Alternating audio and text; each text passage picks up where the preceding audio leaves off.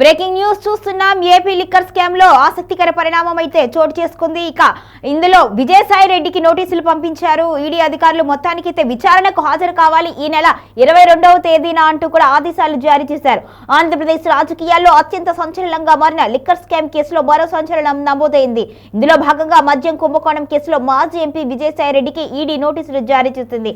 ఈ నెల 22వ తేదీన విచారణకు హాజరు కావాలి అని నోటీసుల్లో పేర్కొంది. దీంతో ఈ కేసు వ్యవహారం మరోసారి సంచలనంగా మారింది. ఇక ఇంతటితో ఆగని అధికారులు అయితే మొత్తానికైతే వేగవంతం చేశారు. వైసీపీ ప్రభుత్వ హయాంలో లిక్కర్ వ్యవహారానికి సంబంధించిన కేసు తీవ్ర సంచలనంగా మారిన విషయం మనందరికీ తెలిసిందే.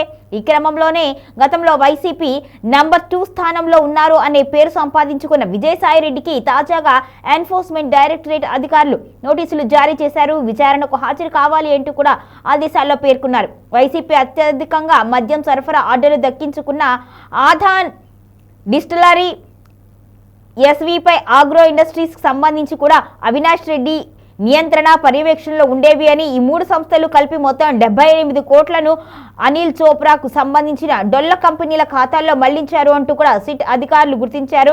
ఇక రెండవ దశలో ఆ నిధులు మరో 32 కంపెనీలకు డొల్ల కంపెనీలకు వెళ్లినట్లుగా కూడా గుర్తించారు.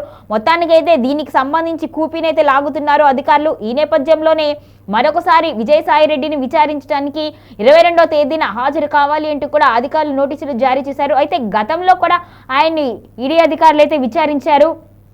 ఆ సమయంలో కూడా ఆయన నేను ఈడీ అధికారులతో సహకరించాను, వారు అడిగిన ప్రశ్నలన్నింటికీ కూడా సమాధానం చెప్పినట్లుగా అయితే విజయసాయి రెడ్డి అయితే చెప్పుకొచ్చారు. గతంలో కూడా ఆయన ఏప్రిల్ నెలలో అయితే ఆయన్ని విచారించారు అధికారులు. అప్పుడు ఆ విచారణ అనంతరం ఆయన ఎక్స్లో ఒక పోస్ట్ చేశారు. తాను ఈ కేసులో విజిల్ బ్లోయర్ని అంటూ కూడా ఆయన పోస్ట్ చేశారు. అప్పుడు ఆ పోస్ట్ కూడా కొంచెం సంచలనంగానే మారింది. మొత్తానికైతే ఈడీ దూకుడు పెంచింది.